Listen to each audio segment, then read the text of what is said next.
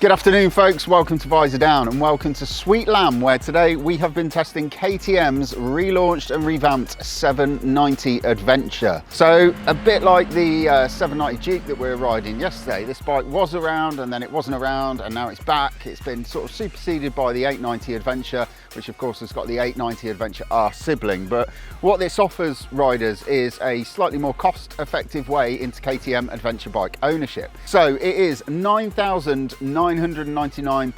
There is a low rate finance deal on the go at the minute. I think it's 3.9% APR on a PCP. But really what surprised me about this was, in a world where everything, and I mean everything, is getting more expensive, this bike has actually got cheaper. Because I don't know the exact price and no one here can actually remember, but when the 790 Adventure was originally released, it was actually over £10,000. I think it was 10,999, somewhere around that mark in the UK.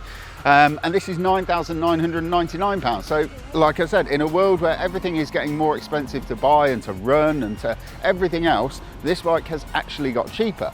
And it hasn't just got cheaper, it's got better. And I'm going to go through how in a moment. The main focus of this bike is the engine of it. It's not obviously it's the 790 engine, it's not the 890 that you get in the bigger bike. It's got basically the same power as the old bike. So you've got 95 horsepower and you've got 88 Newton meters of torque. Another change from the 890s that you get is the suspension is non-adjustable suspension. So you can trick it up with adjustable WP suspension set. Obviously it's all in-house from KTM.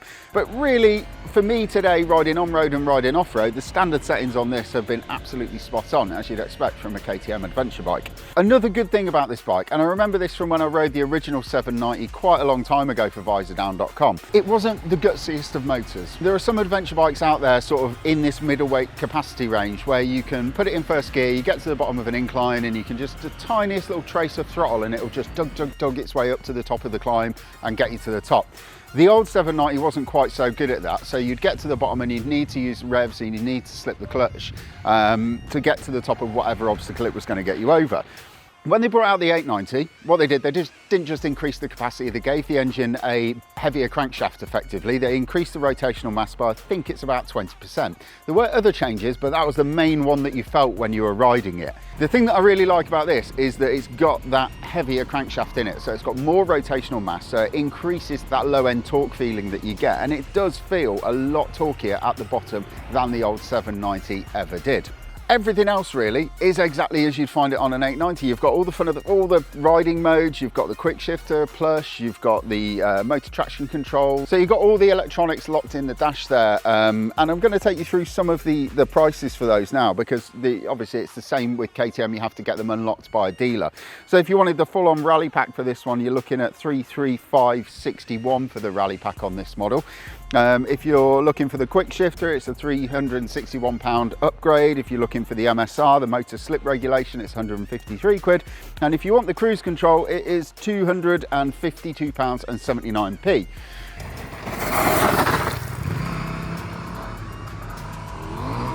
So today, we've not done many miles on it this morning, but we are going to be riding back to the Midlands to KTM Silverstone HQ. So we'll see how it goes on the motorway, and I'll drop in a voiceover to let you know how it performed. But out on the roads earlier on, there really isn't any difference between this and the other 890s in the handling dynamics and the feel and the feedback and the comfort. It's all just exactly the same as a KTM 890 Adventure or the 790 Adventure was, just with a much better, gutsier engine. There was a lot of noise made about these models when they announced they were going to be making them in China in collaboration with CF Moto, and a lot of people sort of downplaying it and saying it was going to affect the quality and the build quality and the fit and finish. But riding it and poking around it and having a look at it and getting up and inside it and looking at all the fittings and everything, you cannot tell the difference between this and one of the Austrian built models. It is just simply impossible for anyone to do.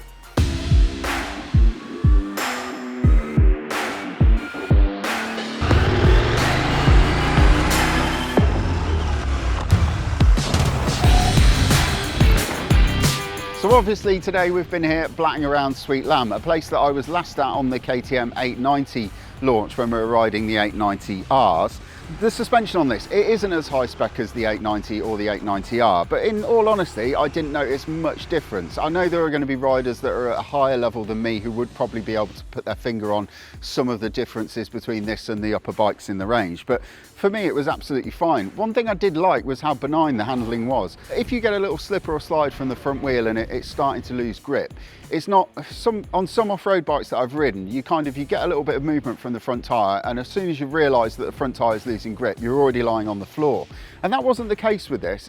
Everything happens quite slowly and it's quite measured and easy to control. So you get the slip, you can correct it, you can stand the bike up a bit, you can close the throttle a bit, open the throttle a bit. You've got time to make those adjustments, which for me and the level of riding that I do is absolutely perfect.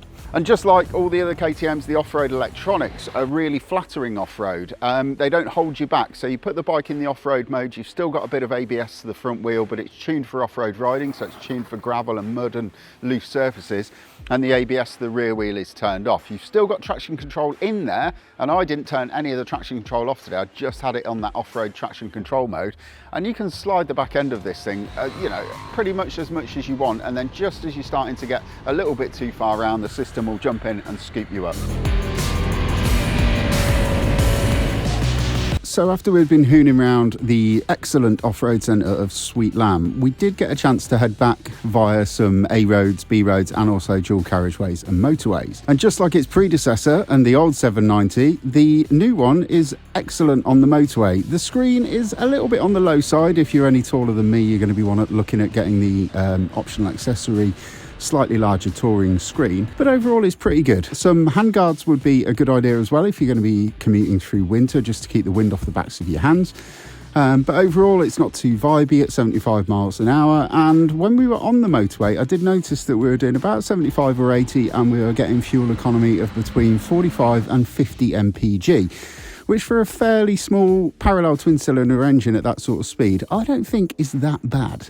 All things told, I think the 790, this update to the 790 Adventure and the 890s, the bigger, sort of slightly higher spec bikes, of all of the middleweight adventure bikes, for me and the way that I ride off-road, they are the best, easiest to handle and the most enjoyable, because the way they flatter my riding style and the riding style of people who maybe aren't quite at that high level riding off-road. I just think they're brilliant bits of kit, and the best thing about this one is that, they've managed to bring the price point of owning a KTM adventure bike just down ever so slightly and make it a little bit more of an easier sell to people who might not want to fork out 11 or 12 or 13 grand for one of the other 890 models. I think it's brilliant. I can't wait to ride home on it. It's just started to rain here, so I'm going to end that now. Thank you very much for watching, folks. If you've liked that one, please don't forget to hit like and subscribe. And for all the latest news, reviews and motorcycle features, get yourself over to Visordown.com.